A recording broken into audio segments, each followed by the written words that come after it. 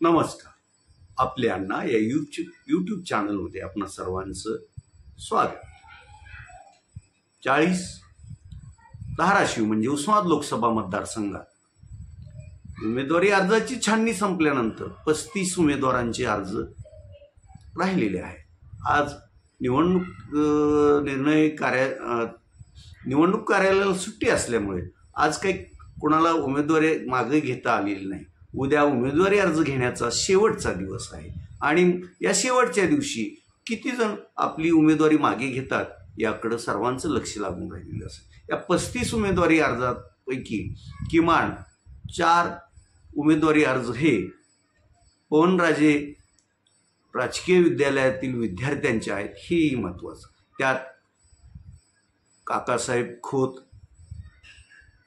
समीर साळवी, MIMचे उमेदवार असलेले शेख सिद्दीक उर्फ गोलाभाई आणि दस्तूरखुर्द विद्यमान खासदार ओमप्रकाश राजे निंबाळकर हे 3.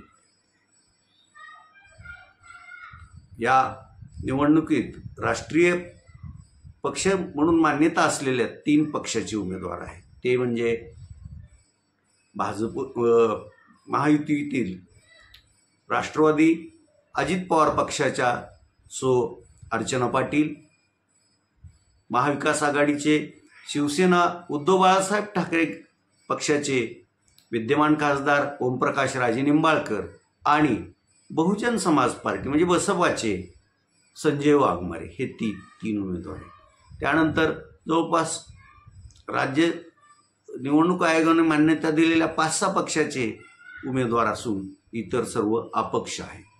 आता यापैकी कोणत्या उमेदवाराला माघार घेण्यासाठी कोणता मुख्य लढतीत असलेला उमेदवार मागे लागतो, त्यांची मग तिथं कुठल्या मुद्द्यावर चर्चा होते आणि उमेदवारी अर्ज दाखल केलेला तो उमेदवार मग ह्या उमेदवारानं काय काय त्याला आश्वासनं दिली, त्या आश्वासनावर विश्वास ठेवून आपला उमेदवारी अर्ज परत घेतो का नाही हे उद्या दुपारी 3 वाजेपर्यंत कळेल.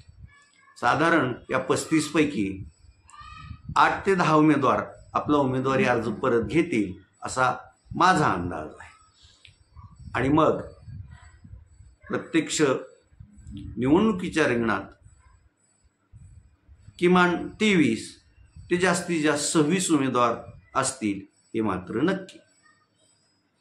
असो, इकडे काल अवकाळी पावसाने जिल्ह्यातील अनेक भागात वादळी वारे आणि पाऊस यामुळं शेतकऱ्यांचं अतोनात असं नुकसान झालं आहे. त्यामुळं आज तुळजापूरचे भाजपचे आमदार राणा जगजितसिंह, विद्यमान खासदार व या निवडणुकीचे उमेदवार ओमप्रकाश राजे निंबाळकर, कळंब धाराशिवचे आमदार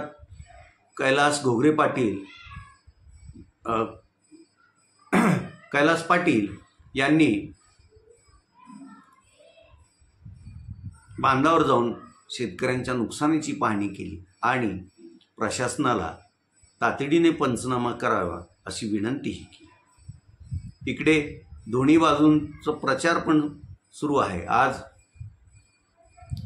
सकाळी महाविकास आघाडीचे उमेदवार ओमप्रकाश राजे निंबाळकर यांची मंगरूळ येथे सभा झाली.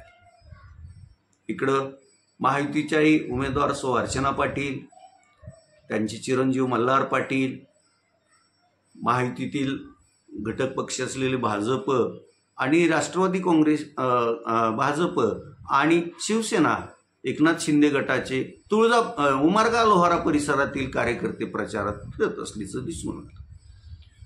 इकडं महाविकास आघाडीचे उमेदवार ओमप्रकाश राजे निंबाळकर यांच्या प्रचारात आमदार कैलास घाडगे पाटील यांच्या पत्नी या कळंब धाराशिव मतदारसंघात गावोगावी भेट देऊन डोर टू डोर प्रचार करत आहेत.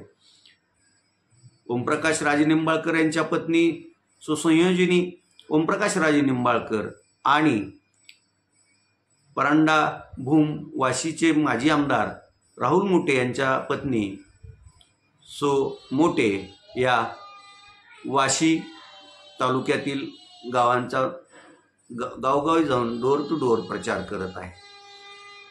याचबरोबर महाविकास आघाडीतील घटक पक्षाचे प्रतापसिंह पाटील, त्याचबरोबर इतर नेते मंडळी प्रचार सुरू आहे.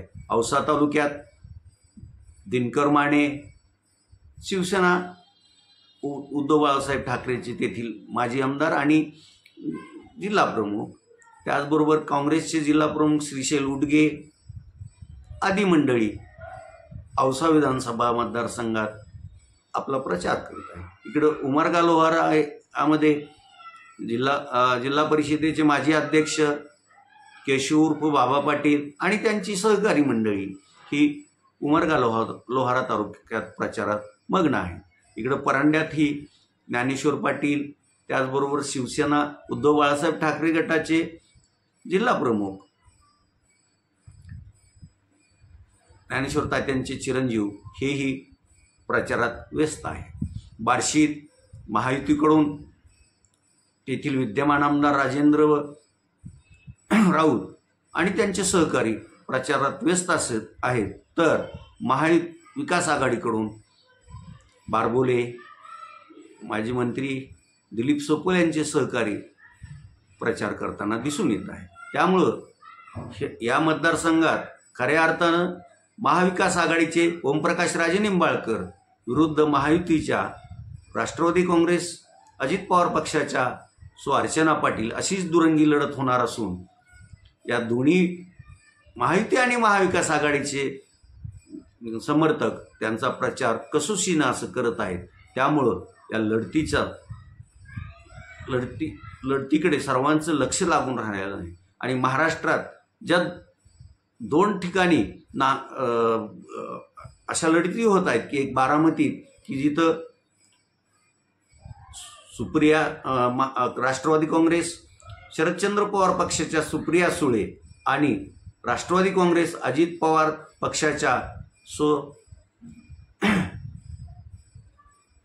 सुनेत्रा पवार या ननंद भाऊजाईच्या लढतीकडे जसं लक्ष असेल तसंच धाराशिव लोकसभा मतदारसंघातील चुलत, दीर आणि भाऊजाईच्या लढतीकडे पण महाराष्ट्राचं लक्ष असणार आहे.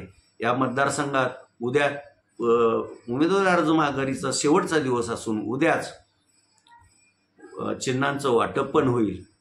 या मतदारसंघात 7 मेला प्रत्यक्षात मतदान होईल आणि 4 जूनला येथील मतमोजणी होणार आहे. तुर्तास एवढंच. धन्यवाद.